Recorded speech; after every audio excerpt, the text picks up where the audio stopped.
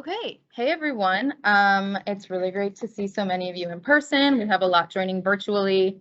We have a little audio issue, so my laptop will be the audio. So just speak up when we get to the Q&A session. But we're really excited. We have Administrator Regan here to talk to all the interns.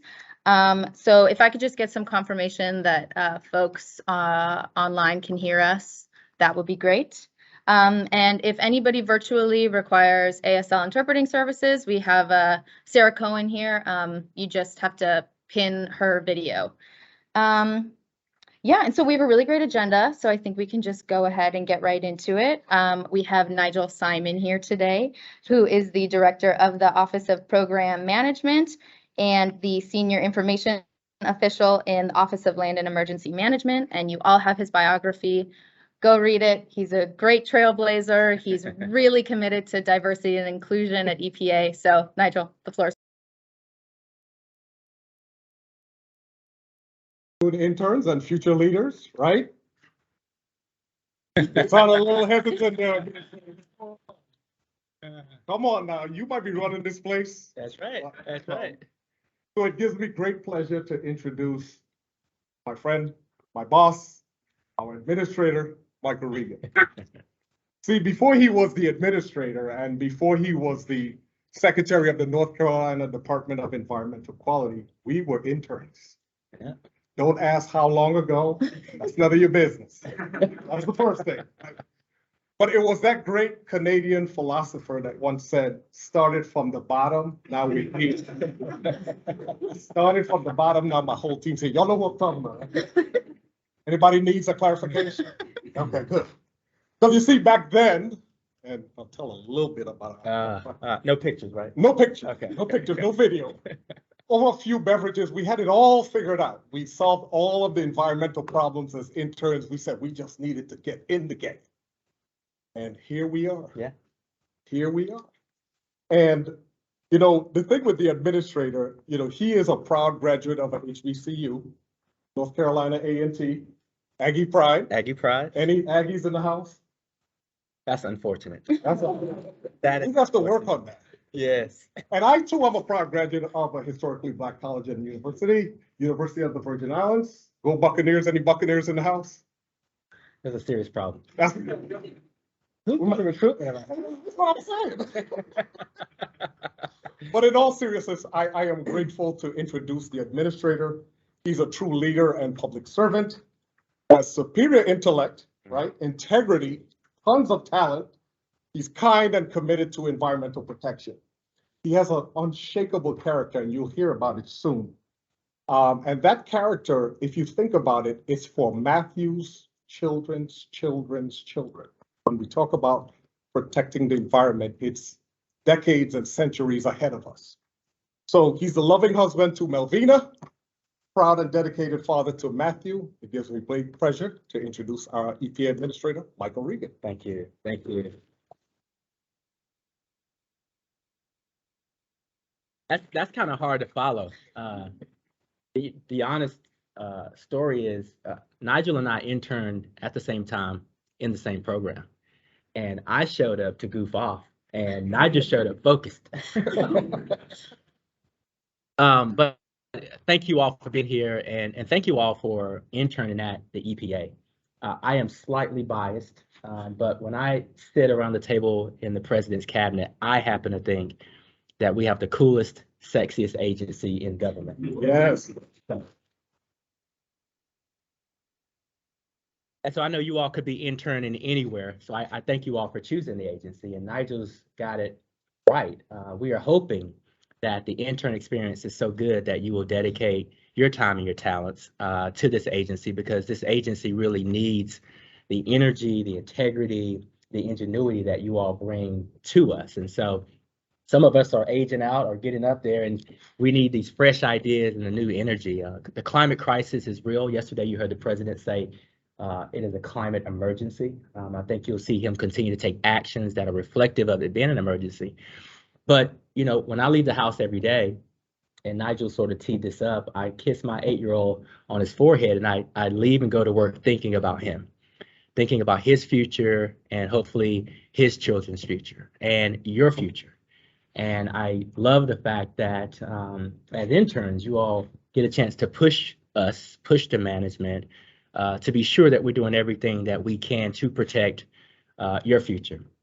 I am a proud graduate of North Carolina A&T State University. I studied environmental science as an undergrad student. And when I joined EPA as a management intern in 1998,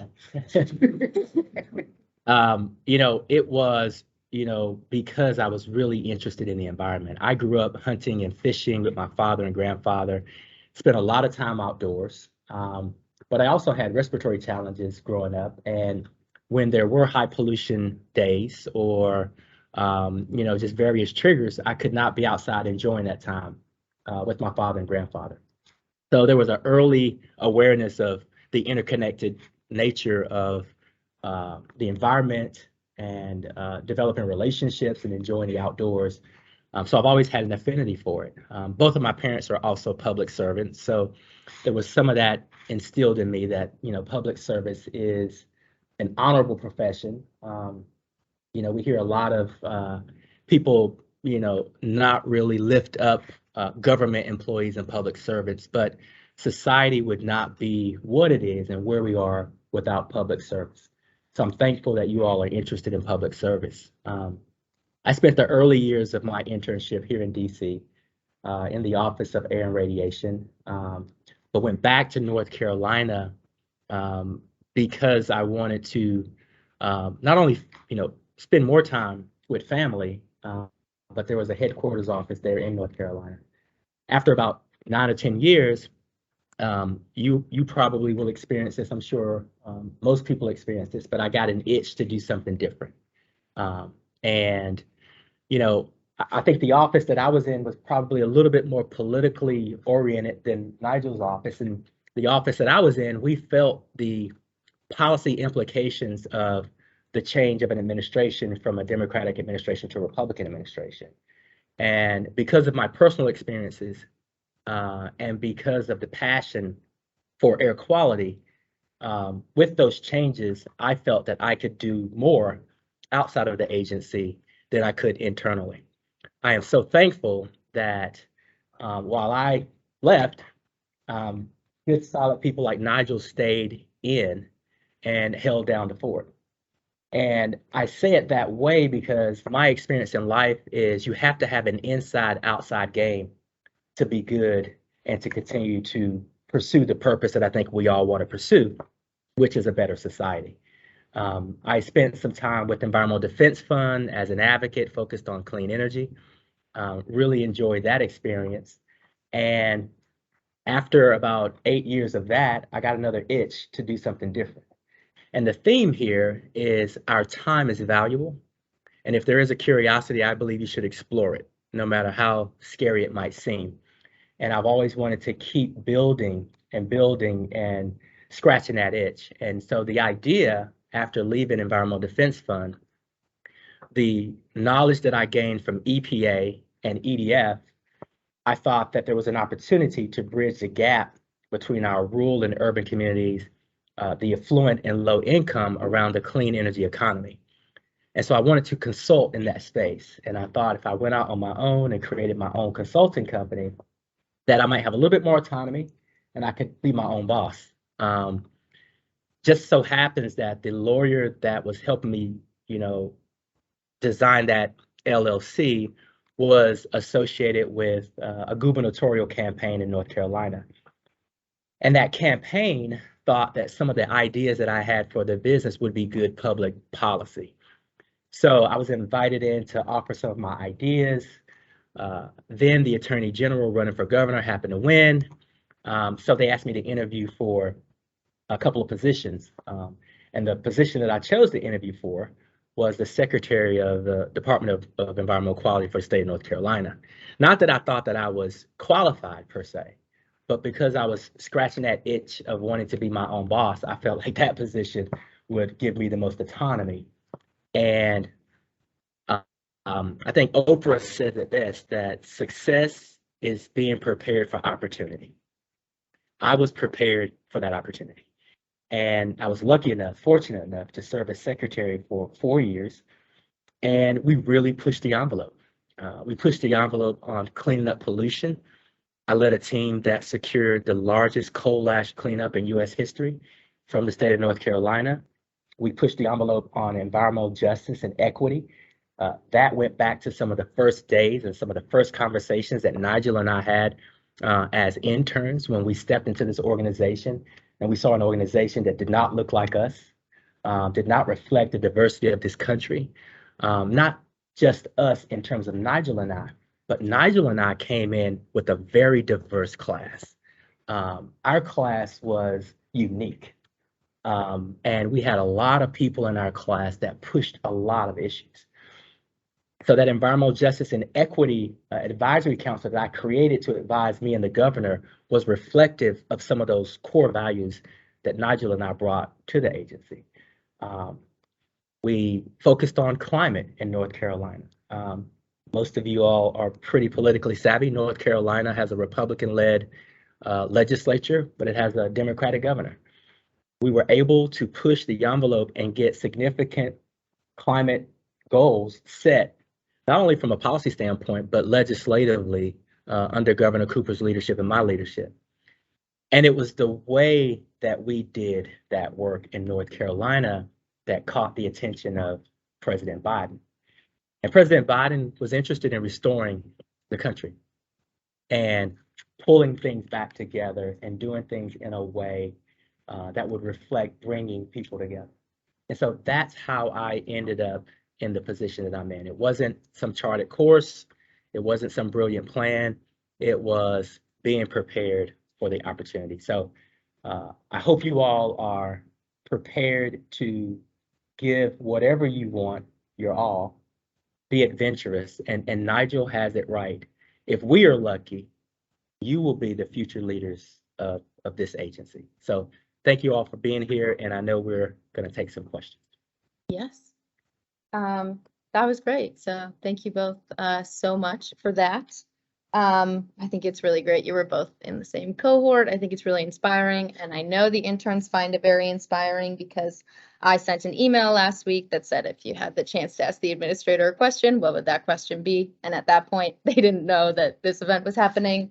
But we are going to take some questions from in-person interns, and then we'll move to the virtual folks. So I'm going to call your name, and if you could just introduce yourself, what office you're in, and what school you're at or you just graduated from. So the first person we have is Megan Smith.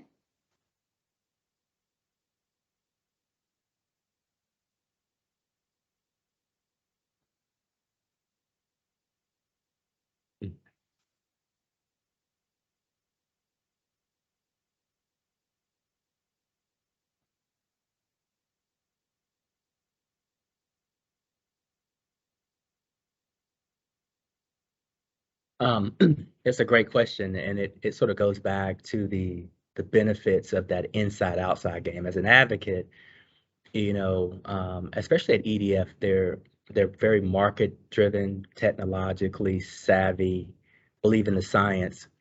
But as an outside organization, you can really push the envelope on what you think the interpretations of certain statutory authorities are. Of course, you know, as an advocate, you can push the agency to do a lot, but you don't have to defend those actions in court. Once you're inside government, obviously you want to have that same passion, with the recognition, though, that most of the things that we do at the agency will end up in court, will be litigated. And so some of our actions may not seem as aggressive as the advocates would like, because we're also thinking about how to win in court and keep the issue alive.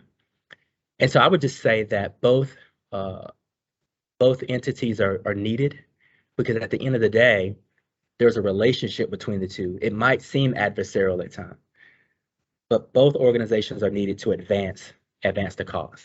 And I've enjoyed working on both sides, and I think there's a benefit to having the experience of working on both sides. Thank you. Next up, we have Laura Briggs.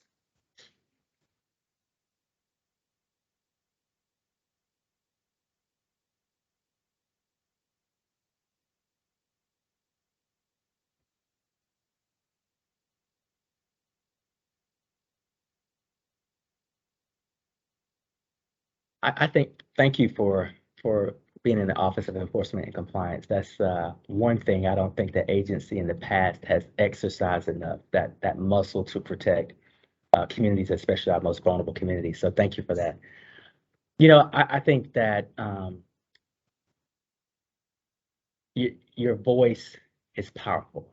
And I believe that we all need to exercise our voices so that we have the people in elected positions representing our values. I believe that in a voluntary capacity or in an extracurricular capacity, educating our constituency on issues that matter to us in society is so important. Getting people mobilized and understanding the power of their voices, and ensuring that our values, whatever your values are reflected in those who represent us here in Washington, D.C. So I think if you really, really, really love the planet or the environment or science, your day job is making sure that there's integrity there. That side hustle is making sure that that is listened to. And we need responsible people in leadership positions to play that part. Thank you. Next up, we have Caroline Leland.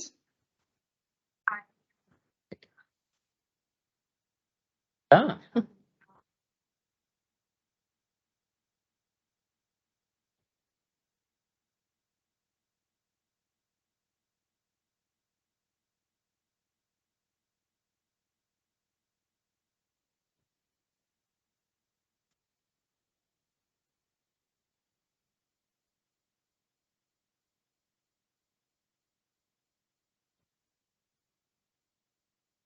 And that is what have been your greatest challenges in equity in your work and how have you? Yeah, that's a good question. I heard Nigel moan. You know, I think the biggest challenge is getting everyone comfortable with change. And a lot of people who have been around for a long time assume that because you want change, you are accusing them of being a part of the problem. So ensuring that everyone sees themselves as part of the solution, part of the vision, is really key. And I think that the biggest challenge is getting everyone on board with the types of change that we need to be successful. So for those of us who want to move very quickly, because time is of essence, it's really frustrating to have to spend time convincing people and building coalitions to be where we are. But we have to do that. And so I think when it comes to equity and inclusion, most people are uncomfortable when you talk about sexual orientation or race or gender. And you have to create a culture of comfort so that people can see the issues for what they are, so that we can move that forward. So I would say that the challenge there and the frustration is trying to right some wrongs as quickly as possible, usually is slowed down by people's uncomfortableness with change. Thank you. That was a great question. And so we are going to switch to the virtual folks. So I think if you could just come on, turn your camera on if you feel comfortable, so the administrator will be able to see you. But first up, we have Emily Hoy, if you're on.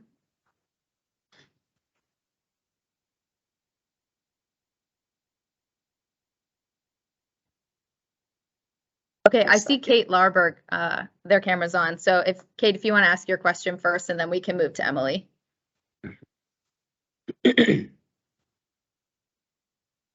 Yeah, Sorry. I'm Kate. I work in Region 7, and I currently attend the University of Missouri in Kansas City. My question for you is, how do you maintain a work-life balance in your position? That is the hardest question yet. You know, I don't know if I've mastered that. I will say that, you know, when you find yourselves in these positions of change, whether it's administrator or any position, I think you have to have and understanding with whomever's in your support system, and try to convince everyone that they are along for the ride and contributing to whatever cause you've signed up for. There are sacrifices that have to be made, but I think that all of us make sacrifices at different stages of our lives. And as long as that sacrifice is worth that transaction cost, it should equal out. But I do think it's important that that if you do have a passion or a goal, that self-care and maintenance is the only way that you can see it through, as well as spending time nurturing the relationships of the people that support you the most. So it's a constant struggle. It's a moving target, but I believe as long as we all are cognizant of that and do the best we can, that's about all you can do. Great, thank you both. And I see Emily, you're on. Hi, I'm Emily. I work in the IT division in Region 7, and I just graduated from Rensselaer Polytechnic Institute in New York. And my question is that I'm really interested in how you got appointed to be the administrator. What was your road to heading the EPA looked like? And I know you talked a bit about that. And what was the process of being nominated like? So yeah, the road was interesting. I think I sort of walked through how I became the secretary in North Carolina. I think it was right time, right place in a lot of ways because of what we had accomplished in North Carolina and because of the president's sort of goals and how he wanted to govern. I think North Carolina was a great example of trying to bring different parties on complex issues together to advance the environmental agenda. There were a few nominees out there, and I didn't, initially throw my name in the hat, just kind of watching from the sidelines like everyone else.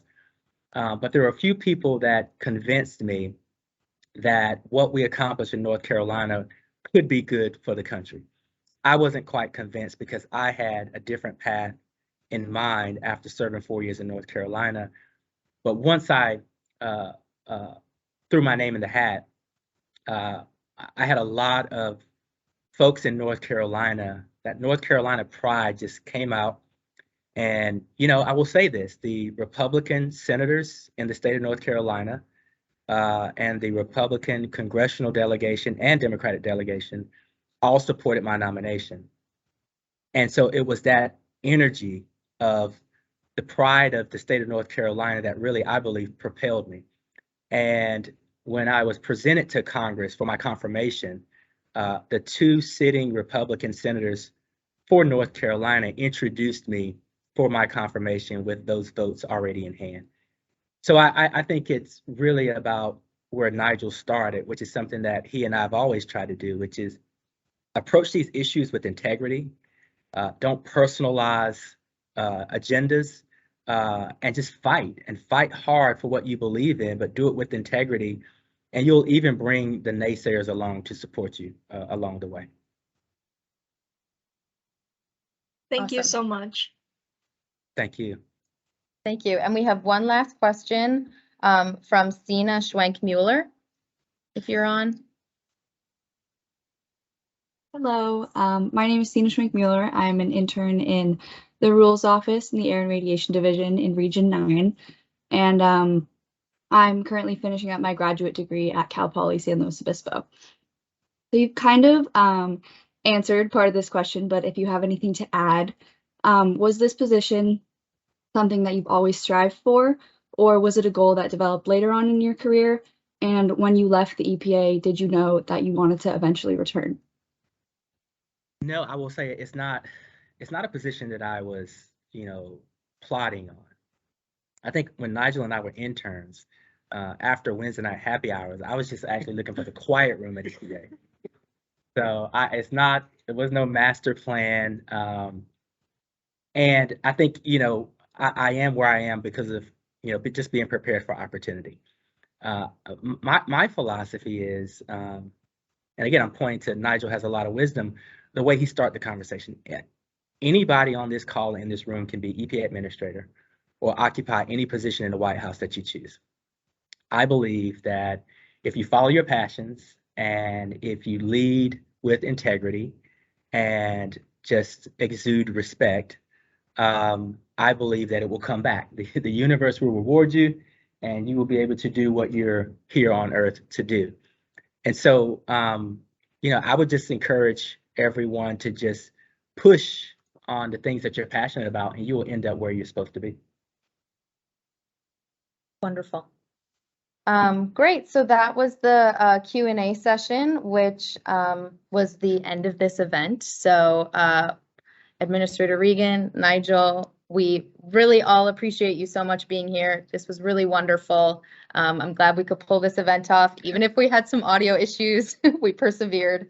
And also thank you so much to the interns for coming, for choosing EPA. We really hope that you're liking this initiative so far. We have many more events, not with the administrator, but other really cool events planned. So we hope to see you there.